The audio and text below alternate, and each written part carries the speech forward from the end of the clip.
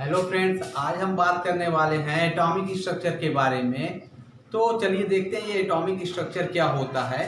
ठीक है, इसके पहले आप लोग जो है कि क्लास 9th और 11th में एटॉमिक स्ट्रक्चर के बारे में पढ़ चुके हैं, लेकिन आज जो है हम बात करेंगे केवल बेसिक तरीके से इसके बारे में, और इसमें जो है कि क्या क्या चीज़ें होती हैं, इनका इंपॉर्टेंस क्या होता है उसके बारे में। तो चलिए देखते हैं। तो ये देखिए एटॉमिक स्ट्रक्चर होता क्या है।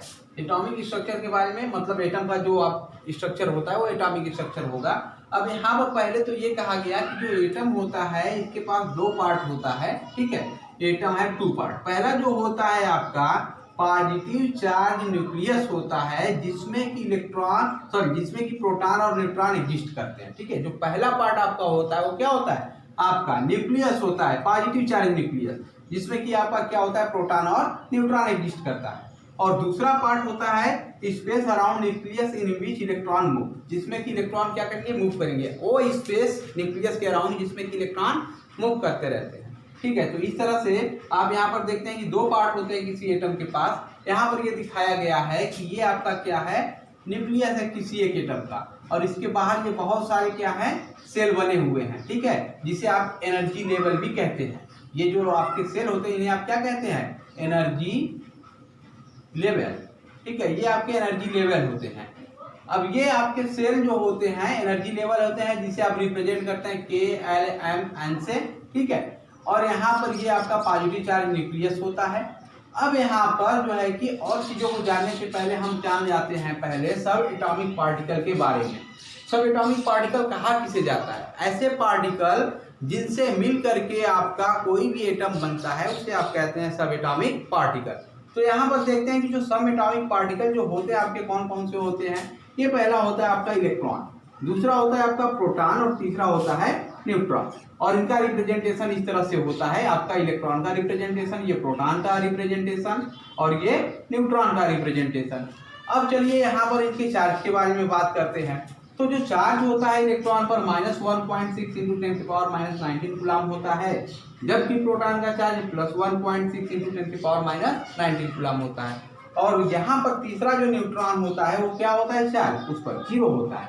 अब रिलेटिव चार्ज की बात की जाए तो रिलेटिव चार्ज यह है कि सिंपल सा जो चार्ज हम दिखाते हैं हर जगह उसकी बात की जाए तो आप रिलेटिव चार्ज जो है यहाँ पर रखते हैं इलेक्ट्रॉनों के लिए -1 और उसके बाद प्रोटॉनों के लिए +1, और जबकि यहाँ पर न्यूट्रॉन के लिए आप 0 ही रखते हैं। अब तीसरी चीज जो यहाँ पर है वो क्या है, आपका मास। तो जो मास होता है इलेक्ट्रॉनों का मास, ये 9.11 इंटू 10⁻31 kg होता है। ठीक है, जबकि प्रोटॉनों का जो मास होता है 1.67 इंटू 10⁻27 kg होता है, और न्यूट्रॉनों का मास 1.67 इंटू 10⁻27 kg ये। अब इनका रिलेटिव मास देखा जाए क्या होता है, मतलब जिस यूनिट में हम इन्हें नापते हैं अगर उस यूनिट की बात की जाए तो वो आपका AMU होता है। तो रिलेटिव मास AMU में अगर देखा जाए तो यहाँ पर ये जो इलेक्ट्रॉन का मास आता है 1/1840। ठीक है, 1840 कह सकते हैं। यहाँ पर 1/1814 होता है आपका किसका, इलेक्ट्रॉनों का रिलेटिव मास, जबकि प्रोटॉन का रिलेटिव मास 1 AMU माना जाता है और न्यूट्रॉन का रिलेटिव मास 1 AMU माना जाता है। अब इसके बाद कुछ और सब एटॉमिक पार्टिकल होते हैं, जिसमें कि आपका कौन आता है, न्यूट्रिनो आता है, उसके साथ एंटी न्यूट्रिनो आता है।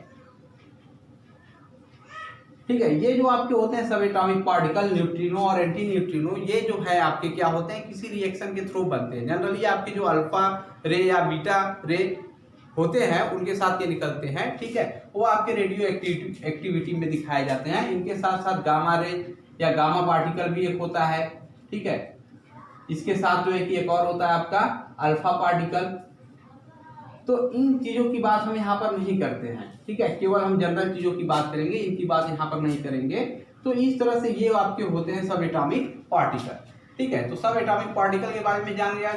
अब यहाँ पर जो है कि आप ये जानिए कि यहाँ पर जो आपके इलेक्ट्रॉन होते हैं, number of electron equal to होता है नंबर ऑफ प्रोटॉन। ठीक है, किसी भी एटम में अगर देखा जाए तो नंबर ऑफ इलेक्ट्रॉन किसके इक्वल होता है, नंबर ऑफ प्रोटॉन के इक्वल होता है हमेशा। बट यहाँ पर number of neutron not equal to, number of neutron equal और नॉट इक्वल दोनों कह सकते हैं, इक्वल और not equal to number of proton. और इलेक्ट्रॉन। यहाँ पर किसी भी एटम में नंबर ऑफ न्यूट्रॉन जो होते हैं इक्वल भी हो सकते हैं, ठीक है। यहाँ पर प्रोटॉन के नंबर के और इक्वल नहीं भी हो सकते, ये दोनों चीजें होती हैं साथ में। तो इस तरह से ये जो है आपके जनरल कुछ चीजें हैं सब एटॉमिक पार्टिकल के बारे में, ठीक है। अब इसके बाद हम जो है न्यूक्लियस जो है, ठीक है, पहले इसके बारे में जानते हैं, ठीक है, एक्सपेरिमेंट करके कि ये न्यूक्लियस जो होते हैं इनमें फोर्स कैसे होते हैं, न्यूट्रॉन प्रोटॉन कैसे आपके एग्जिस्ट करते हैं, ठीक है। तो उसके बारे में जानने के लिए ये देखते हैं कि यहाँ पर पहले ये जान जाइए कोई भी जो एटम होता है, यहाँ पर एटम में जो न्यूक्लियस का रेंज होता है ये near about range of nucleus जो होता है, रेंज ऑफ न्यूक्लियस 10⁻⁻15 मीटर के आसपास होता है, ठीक है। जो रेंज होता है न्यूक्लियस का ये 10⁻⁻15 मीटर के आसपास होता है। जबकि किसी एटम के रेंज की बात की जाए, रेंज ऑफ एटम, तो एटम के रेंज की बात की जाए तो इनके साइज का जो रेंज होता है ये नियर अबाउट 10⁻12 मीटर होता है। ये आपका जो है कि डायमीटर के लिए बोल सकते हैं, डायमीटर का जो रेंज होता है अगर उसकी बात की जाए तो डायमीटर का जो रेंज होता है न्यूक्लियस के लिए 10⁻⁻15 मीटर होता है। जबकि यहाँ पर रेंज होता है डायमीटर रेंज होता है आपका एटम का 10⁻12 मीटर। यानी कि आप कह सकते हैं कि यहाँ पर ये जो आपके न्यूक्लियस होते हैं बहुत ही छोटे होते हैं किसके कंपेयर में, एज कंपेयर टू एटम। तो अब यह सोचिए कि यहाँ पर एटम के कंपेयर में जो न्यूक्लियस की साइज है ये काफी छोटी होती है। अब दूसरी चीज ये समझिए कि यहाँ पर जो आपका होता है एटम, इसके न्यूक्लियस में दो आपके पार्टिकल होते हैं, एक तो आपका होता है प्रोटॉन और दूसरा कौन एग्जिस्ट करता है, न्यूट्रॉन, ठीक है। ये आपका जो न्यूक्लियस होता है इसमें प्रोटॉन और न्यूट्रॉन दोनों एक साथ क्या करते हैं, एग्जिस्ट करते हैं किसी भी एटम के न्यूक्लियस में। अब जबकि इलेक्ट्रॉन जो है कि इसके बाहर बहुत बड़े रेंज या बहुत बड़े स्पेस में क्या करता है, मूव करता रहता है, ठीक है। तो अब हम पहले बात करेंगे एग्जिस्टेंस ऑफ न्यूक्लियस की, कि न्यूक्लियस कैसे एग्जिस्ट करता है। तो न्यूक्लियस के एग्जिस्टेंस की बात करते हैं तो यहाँ पर स्ट्रक्चर दिखाया गया है न्यूक्लियस का। यहाँ पर मान सकते हैं बहुत सारे बॉल एक साथ 3D में क्या किए गए हैं, गैदर कर दिए गए, इकट्ठे कर दिए गए हैं बहुत सारे बॉल। तो यहाँ पर ये जैसे कि आपको दिखाई दे रहा है ये न्यूक्लियस का जो है कि इस तरह से स्ट्रक्चर दिखाया जा सकता है। अब इसमें जो है कि न्यूट्रॉन और प्रोटॉन जो होते हैं एक दूसरे के साथ ऐसे क्या होते हैं, अटैच होते हैं। अब ये देखिए कि जो न्यूट्रॉन है इन पर चार्ज क्या है, 0 कूलम, और जो प्रोटॉन है इन पर चार्ज क्या है आपका +1, यानी कि +1.6 × 10⁻⁻19 कूलम। लेकिन फिर भी यहाँ पर ये बहुत सारे क्या होते हैं एक साथ मिल करके एग्जिस्ट करते हैं और साथ ही साथ ये न्यूक्लियस स्टेबल भी होता है। तो पहले हम न्यूक्लियस की स्टेबिलिटी के बारे में हम बात करेंगे। तो पहले जो है कि यहाँ पर आप करेंगे क्या कि इसका स्क्रीनशॉट लेकर के इसे नोट कर लीजिए, फिर उसके बाद हम बात करेंगे आगे।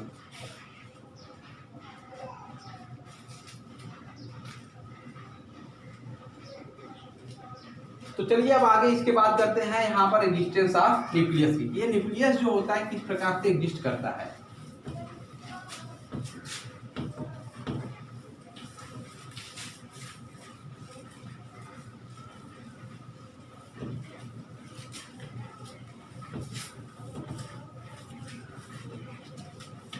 तो यहाँ पर जो न्यूक्लियस होता है दोस्तों, तो ये एग्जिस्ट कैसे करता है, इसके लिए ये माना गया कि यहाँ पर एक टाइप का फोर्स काम करता है जिसे आप न्यूक्लियर फोर्स कहते हैं, ठीक है। न्यूक्लियस में जो भी फोर्स आपका लगता है उस फोर्स को आप क्या कहते हैं, न्यूक्लियर फोर्स। तो ये न्यूक्लियर फोर्स जो होता है अगर देखा जाए तो ये दो टाइप का होता है, एक तो होता है स्ट्रॉन्गेस्ट और दूसरा होता है आपका वीकर, ठीक है। तो ये दो टाइप के आपके फोर्स होते हैं, एक स्ट्रॉन्गेस्ट होता है, दूसरा होता है वीकर। तो दोनों के बारे में चलिए जानते हैं कि क्या होता है स्ट्रॉन्गेस्ट फोर्स। तो यहाँ पर ये जो फोर्स होता है ये जो है एक तरह से देखा जाए तो ये शॉर्ट रेंज वाले होते हैं, शॉर्ट रेंज फोर्स। मतलब कि ये जो फोर्स होता है नियर अबाउट 10⁻⁻14 मीटर के रेंज में ही क्या करता है, ये काम करता है। ये जो आपका स्ट्रॉन्गेस्ट फोर्स होता है ये आपका नियर अबाउट 10⁻⁻14 मीटर के रेंज में ही क्या करता है, यहाँ पर ये काम करता है। वैसे यहाँ पर वीकर फोर्स भी जो होता है वो भी इसी टाइप से काम करता है। पहली चीज तो ये दोनों के बारे में कि जो स्ट्रॉन्गेस्ट न्यूक्लियर फोर्स होता है और वीकर जो न्यूक्लियर फोर्स होता है ये दोनों फोर्स ही क्या करते हैं आपके यहाँ पर शॉर्ट रेंज फोर्स होते हैं। मतलब ये बहुत ज़्यादा डिस्टेंस पर काम नहीं करते हैं, ठीक है, थोड़े ही डिस्टेंस पर, मतलब कि किसी एक न्यूक्लियस के अंदर ही केवल ये काम कर सकते हैं। अगर इसके बाहर एटम में पूरे देखा जाए तो न्यूक्लियस के बाहर किसी एटम में किसी इलेक्ट्रॉन के बीच ये फोर्स काम नहीं कर सकते हैं, ठीक है। वैसे ही वीकर जो न्यूक्लियर फोर्स होता है इसका भी वही काम है। ये तो पहली चीज हुई। दूसरी चीज देखते हैं स्ट्रॉन्गेस्ट फोर्स के बारे में कि ये क्या होता है। तो स्ट्रॉन्गेस्ट न्यूक्लियर फोर्स जो होता है ये जो है कि 1/r², F proportional to 1/r², मतलब यहाँ पर डिस्टेंस स्क्वायर के इन्वर्सली प्रोपोर्शनली फोर्स ये काम नहीं करता है। आप ये कह सकते हैं कि F proportional to 1/r² not okay for this force. ये जो रूल होता है इस फोर्स के लिए आपका काम नहीं करता है। तीसरी चीज, ये जो फोर्स होता है आपका स्ट्रॉन्गेस्ट न्यूक्लियर फोर्स, ये आपका फोर्स न्यूट्रॉन के बीच काम करेगा, ठीक है, प्रोटॉन न्यूट्रॉन के बीच काम करेगा और प्रोटॉन के बीच काम करेगा। ये मतलब जितने भी आपके न्यूक्लियस पार्टिकल होते हैं सबके बीच ये क्या करते हैं, काम करते हैं। यानी कि ये डिपेंड नहीं करते हैं, डज नॉट डिपेंड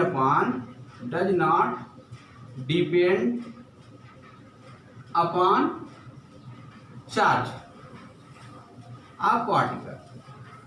मतलब ये पार्टिकल के चार्ज पर डिपेंड नहीं करते हैं। ये जो आपके फोर्स होते हैं ये पार्टिकल का चार्ज क्या है उस चार्ज पर डिपेंड नहीं करता है। ये न्यूक्लियस के बीच, मतलब जो बहुत ही एक दूसरे के पास होते हैं न्यूक्लियस पार्टिकल, उनके बीच ये काम करते हैं। यानी कि न्यूट्रॉन के बीच काम करेंगे, प्रोटॉन के बीच काम करेंगे और प्रोटॉन के बीच काम करेंगे, ठीक है। अब वैसे ये वीकर फोर्स भी जो होते हैं ये भी आपके उसी तरह से होते हैं, ठीक है। ये भी क्या होता है कि शॉर्ट रेंज फोर्स होता है, उसके साथ जो है कि ये भी इस रूल को फॉलो नहीं करता है, ठीक है। और ये जो आपका रूल होता है यहाँ पर ये थोड़ा सा यहाँ पर क्या होता है डिफरेंस इसमें कि ये वीकर फोर्स जो होता है वहां पर काम करता है जहां पर जो है कि न्यूक्लियस का क्या होता है, डीके होता है। न्यूक्लियस डीके जहां पर होता है वहां पर ये काम करता है। जैसे कोई भी आपका हैवी न्यूक्लियस ले लिया जाए, तो अगर हैवी न्यूक्लियस ले लिया जाता है जैसे कि यूरेनियम मान लीजिए, ठीक है, यूरेनियम अगर ले लिया जाए तो यूरेनियम जो फोर्स होता है, जहां पर यूरेनियम जो एटम होता है इसका न्यूक्लियस काफी बड़ा होता है। तो यहाँ पर ये क्या करता है, वीकर न्यूक्लियर फोर्स काम करता है, जिसके कारण ये यूरेनियम जो होता है ये स्प्लिट हो जाता है फर्दर दो छोटे छोटे एटम में, ठीक है। यहाँ पर ये यूरेनियम स्प्लिट हो जाएगा दो छोटे छोटे एटम में। उसका रीजन आप ये कहते हैं, दिखाते हैं कि वहां पर जो फोर्स काम करता है वो कौन सा फोर्स होता है, वीकर न्यूक्लियर फोर्स। तो यहाँ पर ये दो टाइप के फोर्सेस होते हैं, ठीक है, स्ट्रॉन्गेस्ट और वीकर। तो जो हैवी एटम होते हैं उनमें ये वीकर न्यूक्लियर फोर्स काम करता है, जो स्मॉल एटम होते हैं उनमें ये स्ट्रॉन्गेस्ट न्यूक्लियर फोर्स काम करता है। अब जैसे मान लीजिए कि यहाँ पर जो है कि अगर आपका हाइड्रोजन ले लिया जाए, ठीक है, हाइड्रोजन प्लस हाइड्रोजन मिलकर जो है कि आगे क्या करते हैं, कंबाइन होकर कोई हैवी एटम बनाते हैं। तो ऐसे में जो फोर्स वहां पर काम करेगा वो कौन सा फोर्स होगा, स्ट्रॉन्गेस्ट न्यूक्लियर फोर्स। तो इस तरह से ये दो फोर्सें यहाँ पर काम करती हैं। अब एक तीसरा फोर्स भी न्यूक्लियस के बीच काम करता है, वो क्या होता है, इलेक्ट्रोस्टैटिक्स फोर्स। इलेक्ट्रोस्टैटिक्स फोर्स या फिर इसे कूलम्बिक फोर्स भी आप कहते हैं, कूलम्बिक फोर्स, ठीक है। ये जो कूलम्बिक फोर्स होता है आपको पता है दो चार्ज पार्टिकल के बीच लगता है। अगर दो चार्ज पार्टिकल Q1 और Q2 ले लिए जाए और इनके बीच कुछ डिस्टेंस हो, मान लेते हैं कि r डिस्टेंस है, तो यहाँ पर ये जो फोर्स होता है F प्रोपोर्शनल टू होता है 1/r² और दूसरा F प्रोपोर्शनल टू होता है Q1 इंटू Q2। ये कूलम्ब लॉ होता है, ठीक है। और ये जो आपका फोर्स यहाँ पर होता है ये भी काम करता है न्यूक्लियस के अंदर। अब ठीक है, अब यहाँ पर ये देखा जाए कि ये जो होगा कैसे काम करेगा। तो अब ये देख सकते हैं आप कि किसी भी न्यूक्लियस में प्रोटॉन और प्रोटॉन होते हैं। तो प्रोटॉन और प्रोटॉन जो होते हैं एक ही टाइप के चार्ज होते हैं।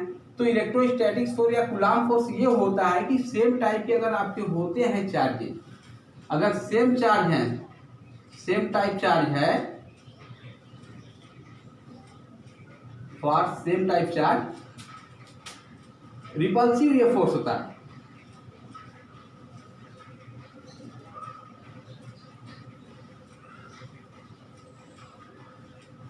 ठीक है, अगर यहाँ पर सेम टाइप के चार्जेज होते हैं तो ये फोर्स क्या होता है, रिपल्सिव होता है। और यही दूसरी चीज अगर देखी जाए, यहाँ पर डिफरेंट टाइप के आपके चार्ज होते हैं अगर ये डिफरेंट टाइप चार्ज होते हैं तो ये फोर्स क्या होता है, अट्रैक्टिव होता है। ठीक है, तो ये जो आपका फोर्स होता है इलेक्ट्रोस्टैटिक फोर्स, इसका काम क्या होता है, न्यूक्लियस में जो प्रोटॉन होते हैं उन प्रोटॉनों के बीच ये फोर्स क्या करता है, काम करता है और इन्हें दूर ले जाने का काम करता है। अब लेकिन यहाँ पर ये देखा जाए कि एग्जिस्ट कैसे करेगा ये न्यूक्लियस, तो न्यूक्लियस एग्जिस्ट इस प्रकार से करता है कि वहां पर ये जो इलेक्ट्रोस्टैटिक्स फोर्स होता है, इलेक्ट्रोस्टैटिक्स फोर्स, ये क्या होता है, काफी कम होता है। किसके कंपेयर में, न्यूक्लियर फोर्स के। ठीक है, ये न्यूक्लियर फोर्स के कंपेयर में इलेक्ट्रोस्टैटिक्स फोर्स वहां पर क्या करेगा, बहुत कम काम करेगा और यही रीजन होगा कि यहाँ पर जो आपका न्यूक्लियस होता है ये एग्जिस्ट करता है। तो इस प्रकार से आपका जो न्यूक्लियस होता है वो क्या करता है, एग्जिस्ट करता है किसी भी स्मॉलेस्ट एटम का। और किसी हैवी एटम के लिए अगर देखा जाए तो हैवी एटम के लिए जो आपका ये फोर्स होता है ये क्या होता है, काफी वीकर होता है। ठीक है, तो अब इस तरह से जब वीकर फोर्स वहां पर काम करेगा तो ऐसे हैवी एटम के लिए क्या हो जाएगा, फॉर हैवी एटम यहां पर जो इलेक्ट्रोस्टैटिक्स फोर्स होगा ये आपका ग्रेटर हो जाएगा किसके कंपेयर में, न्यूक्लियर फोर्स के। और यही रीजन होगा कि यहाँ पर हैवी एटम के लिए यहाँ पर जो उसका न्यूक्लियस होता है वो क्या करता है, स्प्लिट कर जाता है, टूट जाता है एक से अधिक न्यूक्लियस में। तो इस तरह से न्यूक्लियस जो होता है आपका यहाँ पर एग्जिस्ट करता है। तो अब इस तरह से आप समझ गए होंगे कि ये जो न्यूक्लियस होता है ये कैसे यहाँ पर एग्जिस्ट करता है। बाकी और भी डिटेल में इसे पढ़ने के लिए आगे जो है कि आपको पढ़ना होगा। तो अभी ये जो है कि छोटे में बता दिया गया कि किस प्रकार से ये फोर्सेस काम करते हैं और न्यूक्लियस यहाँ पर एग्जिस्ट करता है। तो इसके बाद जो है कि हम आगे बात करेंगे। ठीक है, तब तक इसका स्क्रीनशॉट ले लीजिए।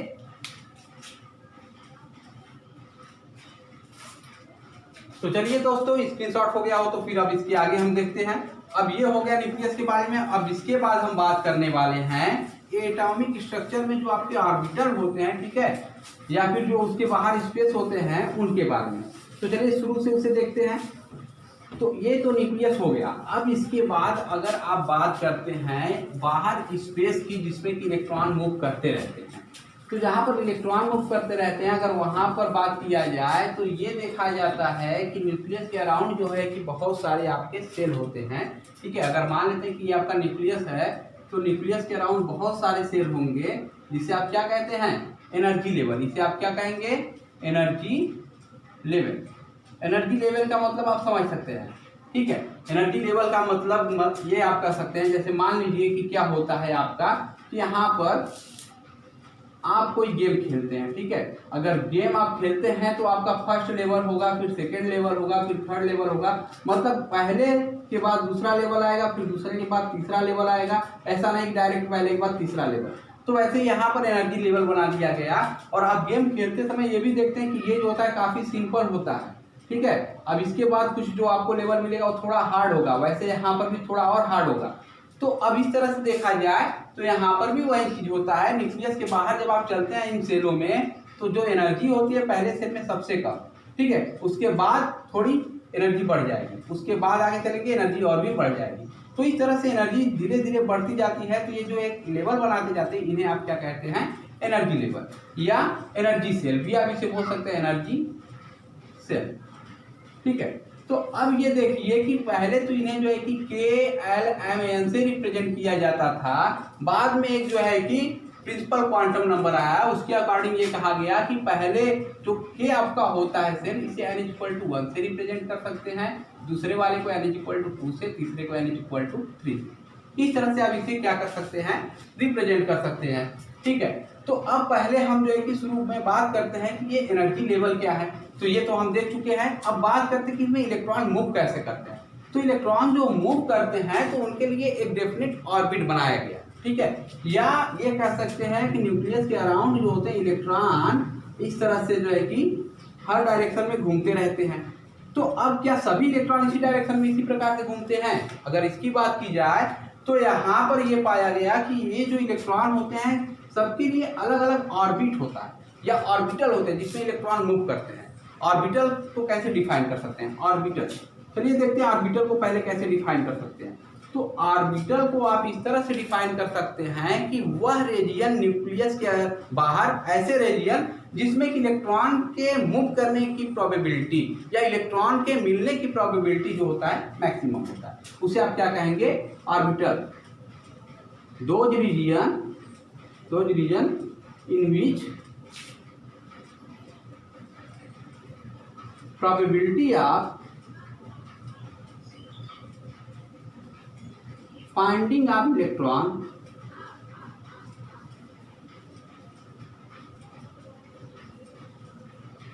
is maximum। ठीक है, यहां पर ऐसे रीजन जिसमें कि प्रोबेबिलिटी इलेक्ट्रॉनों की मिलने की क्या होगी? मैक्सिमम होती है। Around the nucleus in space around the nucleus। ठीक है, तो इस तरह से ऑर्बिटल को आप डिफाइन कर सकते हैं। तो ये समझ में आ गया होगा कि ये ऑर्बिटल होते क्या है। मतलब कि ऐसे जो है कि स्पेस, ठीक है, जिसमें कि इलेक्ट्रॉनों के फाइंडिंग की प्रोबेबिलिटी मैक्सिमम होती है, आप उसे क्या कहते हैं? यहाँ पर ऑर्बिटल कहते हैं। तो अब हम बात करते हैं कि ये जो आपके अलग अलग एनर्जी लेवल दिखाए जाते हैं, क्या इनमें एक ही टाइप के ऑर्बिटल होते हैं या डिफरेंट होते हैं? ठीक है, तो अब यहाँ पर ये देखा गया कि यहाँ पर जो एनर्जी लेवल होते हैं इन्हें फर्दर जो है कि डिवाइड कर दिया गया सब एनर्जी लेवल में। जो आपके एनर्जी लेवल होंगे इन्हें फर्दर डिवाइड कर दिया गया सब एनर्जी लेवल में, सब एनर्जी लेवल। ठीक है, जिसमें कि यहाँ पर जो पहला वाला एनर्जी लेवल था वो आपका जो है कि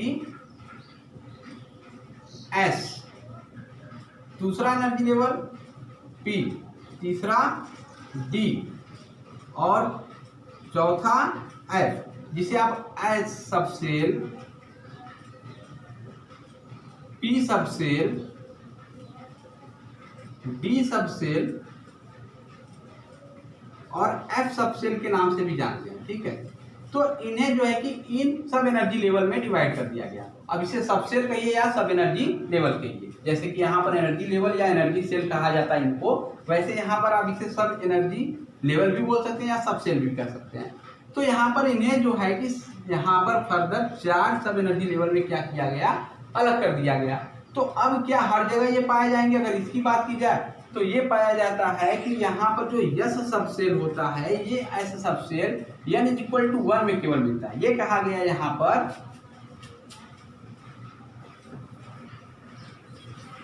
for n = 1 there are only 1 sub energy level. यहाँ पर केवल एक सब एनर्जी लेवल होगा। मतलब नंबर ऑफ सब एनर्जी लेवल किसके इक्वल हो जाएगा? इक्वल टू हो जाएगा नंबर ऑफ सेल या सेल नंबर, सेल नंबर। यानी कि अगर n = 1 है तो आपके पास केवल एक ही सब एनर्जी लेवल या सब लेवल एनर्जी सेल होगा या सब सेल होगा। अगर n = 2 है तो आपके पास 2 होगा। ठीक है, जो सब एनर्जी लेवल होगा ये आपके पास 2। n = 3 है तो सब एनर्जी लेवल आपका 3। यानी कि n = 1 के लिए यहाँ पर ये पाया गया कि जो सब एनर्जी लेवल या सब सेल जो होगा ये केवल और केवल क्या होगा? आपका यस होगा। तो जो पहला वाला होता है इसमें केवल एस मिलता है और दूसरा जो होता है आपका उसमें एस एंड पी दोनों मिलते हैं और तीसरा जो होगा इसमें एस पी डी ये 3 मिलेंगे और जो चौथा वाला होगा उसमें आपका एस पी डी एफ ये आपके चारों मिलेंगे। ठीक है, अभी तक जो है कि इतने को ही एक्सप्लेन करके हम सभी एटम के लिए जो है कि देखते हैं। बाकी आगे भी बन सकते हैं लेकिन अभी तक उन्हें जो है कि बनाया नहीं गया किसी एटम में। तो इस तरह से जो है कि यहाँ पर आप समझ गए होंगे कि यहाँ पर सब सेल या सब एनर्जी लेवल क्या होते हैं। फर्दर जो आपके सेल होते हैं इन्हें सब सेल में डिवाइड कर दिया जाता है। अब ये सब सेल जो होते हैं क्या क्या होते हैं? एस पी डी एफ होते हैं। अब ये जो आपके सब सेल होते हैं, अगर इन सब सेलों की बात की जाए तो ये कहाँ पर कितने मिलते हैं, n=1 में केवल एक आपका s मिलता है, n=2 में sp दोनों मिलते हैं, n=3 में spd तीनों मिलते हैं, n=4 में spds ये चारों मिलते हैं। तो इस तरह से ये आपके सब एनर्जी लेवल या सब सेल आपके मिलते हैं न्यूक्लियस के बाहर जो आपके होते हैं ऑर्बिटल, ठीक है, उनमें। अब ये जो आपके होते हैं सब सेल, इनमें जो है कि इलेक्ट्रॉन कैसे मूव करेंगे, अगर इसकी बात की जाए तो उसके लिए पहले आपको ये जानना पड़ेगा कि यहाँ पर जो है ये आपके जो सब सेल होते हैं ये किस प्रकार के स्ट्रक्चर को फॉलो करते हैं, ठीक है। तो उसके साथ यहाँ पर देखा जाए तो ये जो एस सब सेल होता है ये स्फेरिकल होता है, ठीक है। ये कैसा होगा, एक स्फेरिकल होगा। आगे डायग्राम में बनाकर दिखाएंगे कि ये स्फेरिकल है तो किस तरह से इलेक्ट्रॉन मूव करेगा। और इसके बाद फर्दर इन सब सेलों में ऑर्बिटल पाए जाते हैं। तो यहाँ पर जो होता है 1 ऑर्बिटल केवल होता है, जिसे आप इस तरह से रिप्रेजेंट करते हैं यस से। इन सब सेल में क्या होते हैं, फर्दर ऑर्बिटल होते हैं, और ये ऑर्बिटल क्या होते हैं, मतलब जो इलेक्ट्रॉनों को कंटेन करते हैं, ठीक है। तो यहाँ पर जो आपका यस सब सेल होता है ये स्फेरिकल होता है और इसमें केवल और केवल एक ऑर्बिटल होता है, ठीक है। अब इसके बाद जो पी होता है, पी सब सेल, ये आपका डंबल होता है, ठीक है, डंबल टाइप का होता है। अब ये देखिए कि यहाँ पर ये जो होते हैं 3 ऑर्बिटल रखते हैं। ये जो होते हैं कितने ऑर्बिटल रखेंगे, 3। ये जो आपके पी सब सेल होते हैं ये डंबल शेप के होते हैं और 3 ऑर्बिटल रखते हैं, जिन्हें आप इस तरह से दिखा सकते हैं px, py एंड pz, ठीक है। अब यहाँ पर जो है कि अगर देखा जाए तो किसी 3 डायमेंशन में इन्हें आप इस तरह से दिखा सकते हैं। एक जो होता है आपका इस पर होता है, ठीक है, सेकेंड सॉरी ये एक्स वाई और ये जेड मान लिया जाए तो एक एक्स एक्सिस पर होता है, दूसरा आपका एक्स वाई, तीसरा जेड, इन 3 एक्सिस पर होता है। और उसके साथ यहाँ पर ये छोटे छोटे जो है कि दूसरे पार्ट वाले भी यहाँ पर आपको दिखाई दे सकते हैं, मतलब दूसरा लूप, एक लूप आपको ये दिखाई दे रहा है, दूसरा वाला यहाँ पर डिसअपीयर या कह लीजिए छोटा छोटा दिखाया जा रहा है। अब यहाँ पर जो स्फेरिकल होता है इसको भी आप देख सकते हैं कि ये किस तरह से यहाँ पर शो किया जाता है। तो स्फेरिकल जो होता है इस तरह से शो किया जाता है, मतलब ये आपका न्यूक्लियस है, सेंटर है, और उसके चारों ओर इस तरह से ये क्या होते हैं, एग्जिस्ट करते हैं। जबकि ये वाले आपके इस तरह से डंबल शेप में एग्जिस्ट करेंगे, ठीक है। और जो डी होते हैं अगर इसकी बात की जाए तो ये द्विडंबल होते हैं, ये आपका द्विडंबल शेप होता है। और यहाँ पर इसके पास कुल 5 ऑर्बिटल होते हैं, ठीक है, इसके पास 5 ऑर्बिटल होते हैं। इन्हें आप कैसे रिप्रेजेंट कर सकते हैं 5 ऑर्बिटल को, एक होता है डी एक्स वाई, दूसरा होता है डी वाई जेड, तीसरा होता है डी जेड एक्स, चौथा होता है d x square minus y square, और 5वां होता है डी जेड स्क्वायर, ठीक है। अब यहाँ पर ये जो होते हैं थोड़े कॉम्प्लेक्स होते हैं तो इन्हें दिखा पाना थोड़ा यहाँ पर प्रॉब्लम आएगा, इसलिए इसे नहीं दिखा रहे हैं। वैसे अगर देखा जाए तो यहाँ पर एक ऑर्बिटल इस शेप का होगा, ठीक है, दूसरा ऑर्बिटल भी इसी शेप का होगा, तीसरा ऑर्बिटल भी इसी शेप का, चौथा भी ऐसा ही। ये चौथा जो होता है थोड़ा सा 5वां जो होता है थोड़ा डिफरेंट होता है, उसका शेप कुछ इस तरह से दिखाया जाता है, ठीक है। तो बाकी सब जो होते हैं आपके इस तरह से दिखाए जाते हैं न्यूक्लियस के अराउंड। तो ये आपके क्या होते हैं, ऑर्बिटल होते हैं, जिसमें कि इलेक्ट्रॉन क्या करते हैं, मूव करते रहते हैं, घूमते रहते हैं, ठीक है। अब लास्ट जो होता है आपका एफ वाला सब सेल, अगर यह देखा जाए तो ये कॉम्प्लेक्स है, अभी इसको कहीं पर दिखाया नहीं गया है, ठीक है, क्योंकि दिखाया भी जाता है तो ऐसे नहीं, ठीक है। तो ये आपके जो होते हैं एफ सब सेल जो होते हैं काफी कॉम्प्लेक्स होते हैं और इनके पास कुछ 7 ऑर्बिटल होते हैं, 7 ऑर्बिटल।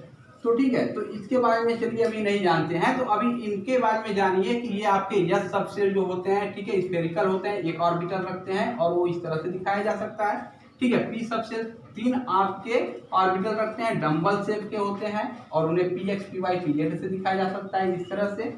जबकि यहाँ पर डी जो सब सेल होता है वे द्विडंबल होते हैं, ठीक है, जिनमें 5 ऑर्बिटल होते हैं, ये 5 ऑर्बिटल ये इस तरह से दिखाए गए।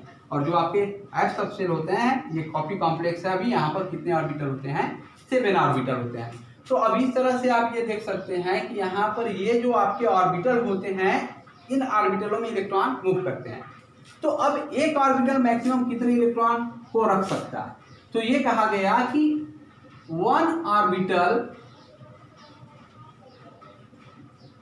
Have maximum 2 electron. अगर एक ऑर्बिटल के पास देखा जाए तो मैक्सिमम कितने इलेक्ट्रॉन हो सकते हैं? 2 इलेक्ट्रॉन। अब ये जो मूव करते हैं, एक क्लॉकवाइज मूव करेगा और दूसरा एंटी क्लॉकवाइज मूव करेगा हमेशा। और इसे कैसे आप फील करते हैं? मान लीजिए इसमें अगर फील करना है तो एक को आप ऐसे और दूसरे को इस तरह से, ठीक है। तो ये कि यहाँ पर क्लॉकवाइज मूव करेगा, दूसरा एंटी क्लॉकवाइज। मान लीजिए कि यहाँ पर एस सबसेल है, तो इसमें इलेक्ट्रॉन अगर मूव करना चाहता है तो एक इलेक्ट्रॉन इस तरह से अगर मूव करते हुए जाता है, ठीक है, इस डायरेक्शन में, तो दूसरा इलेक्ट्रॉन यहाँ पर ठीक उसके अपोजिट मूव करते हुए जाएगा, ये इस डायरेक्शन में जाएगा। तो इस तरह से यहाँ पर जो स्पिन इनके होते हैं, ठीक है, इनका जो चक्रण होता है ये क्या होता है? एक दूसरे के अपोजिट होता है। एक स्पिन आपका जो है कि क्लॉकवाइज, दूसरा क्या होता है?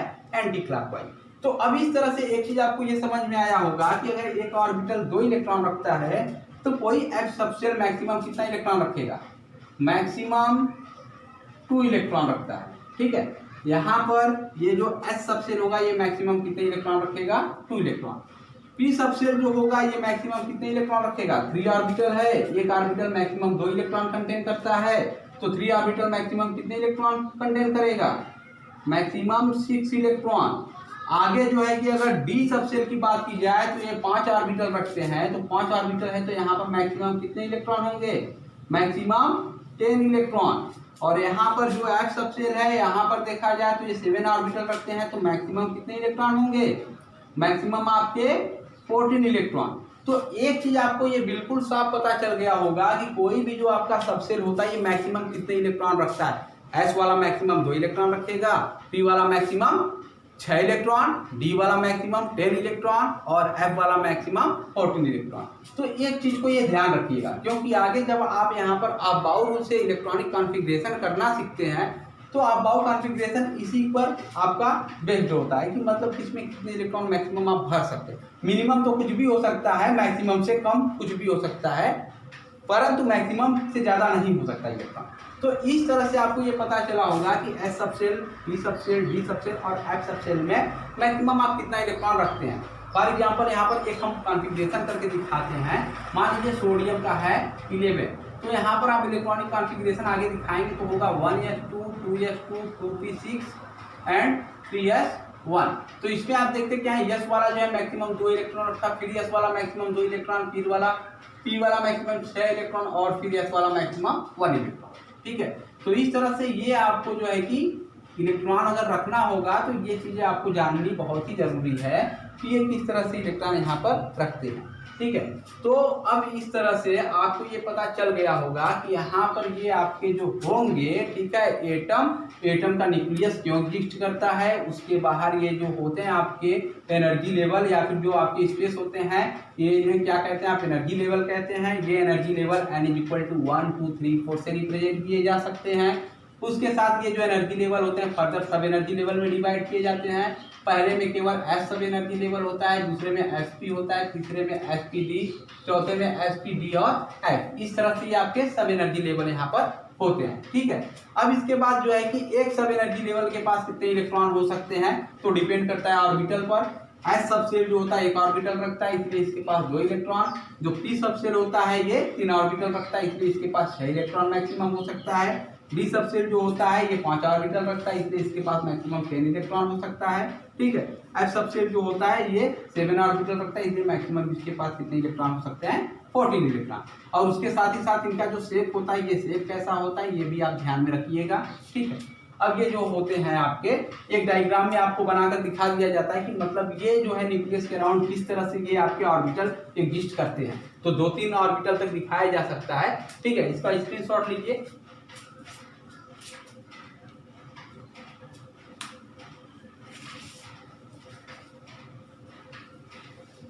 तो चलिए दोस्तों फिर आगे जो है कि इसके आगे कुछ चीजों को भी हम जान लेते हैं।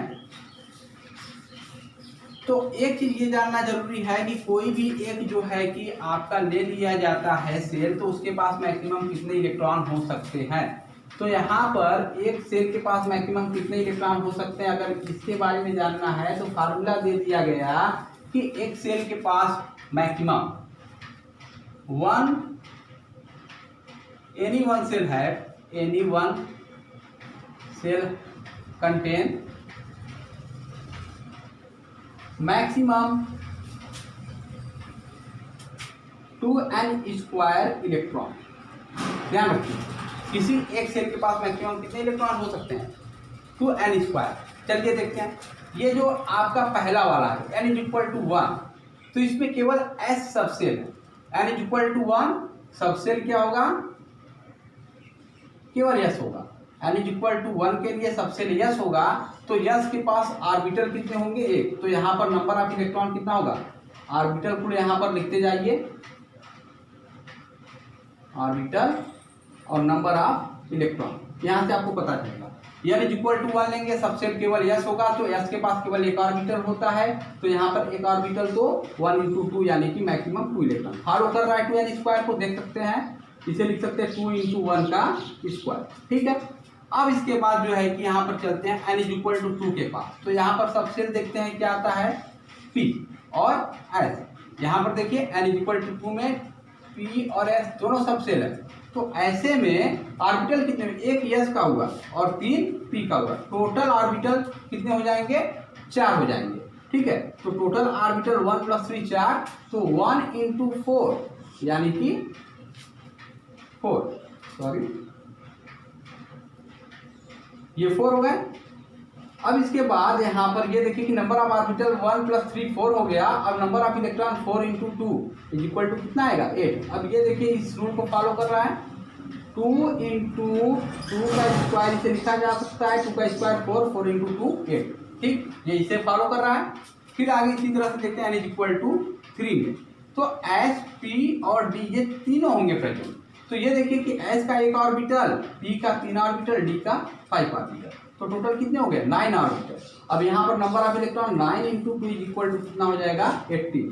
अब ये देखिए 18 को आप कितना लिख सकते हैं? 2 × 2 का होल क्यूब, तो 2 का क्यूब करेंगे तो 8 आएगा, और सॉरी 8 आएगा, और 8 का ट्वाइस करेंगे तो कितना आ जाएगा?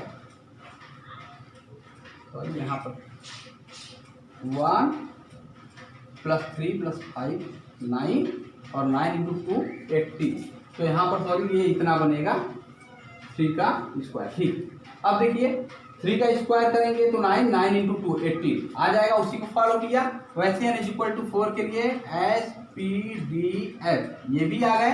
तो अब देखिए नंबर ऑफ ऑर्बिटल 1 + 3 + 5 + 7, टोटल कितना हो जाएगा आपके पास? 16 ऑर्बिटल 16, तो यहाँ पर इलेक्ट्रॉन 16 × 2 = 32, आपके पास 32 इलेक्ट्रॉन। इस रूल को ये भी फॉलो करेगा, 2 × 4 का स्क्वायर, देखिए आएगा कि नहीं? 32। तो इस तरह से किसी भी सेल के पास मैक्सिमम जो इलेक्ट्रॉन होते हैं कितने होते हैं? 2n²। और यहाँ पर आप जो है कि निकाल कर भी दिखा दिए कि किसके पास कितने इलेक्ट्रॉन होंगे।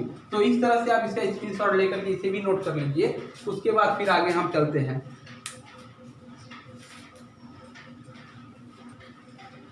चलिए तो दोस्तों अब आगे हम देखते हैं कि किसी भी एटम में न्यूक्लियस के अराउंड ये जो ऑर्बिटल होते हैं 3D में कैसे एग्जिस्ट कर सकते हैं। ठीक है, तो यहाँ पर चलिए देखते हैं इसे।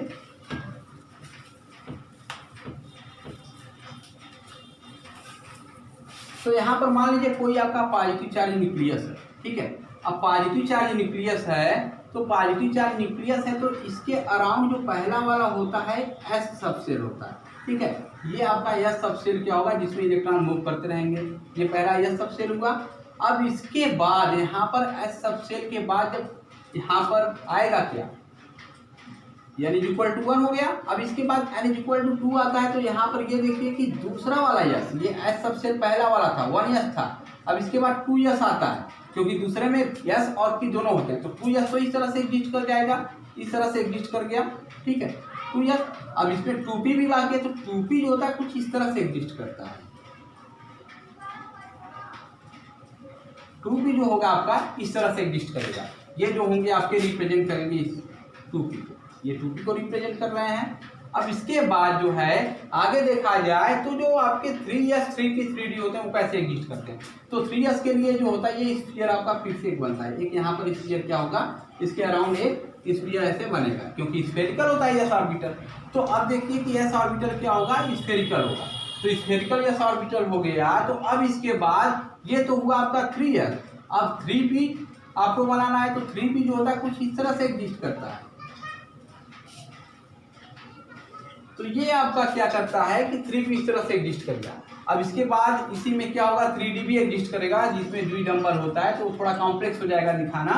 तो इस तरह से आप समझ सकते हैं कि यहाँ पर जो ऑर्बिटल पिक्चर होता है, ठीक है, उसमें इलेक्ट्रॉन कैसे मूव करते हैं। तो ये इस तरह से ऑर्बिटल आपके किसी न्यूक्लियस के अराउंड दिखाए जाते हैं, ठीक। तो इस तरह से आप समझ सकते हैं कि यहाँ पर किसी भी एटम का स्ट्रक्चर जो होता है ये किस टाइप का होता है। तो अब जो है कि चलिए यहाँ पर जो है कि हम अपने वीडियो को समाप्त करते हैं, फिर आगे हम अगले लेक्चर के साथ मिलेंगे नए टॉपिक के साथ।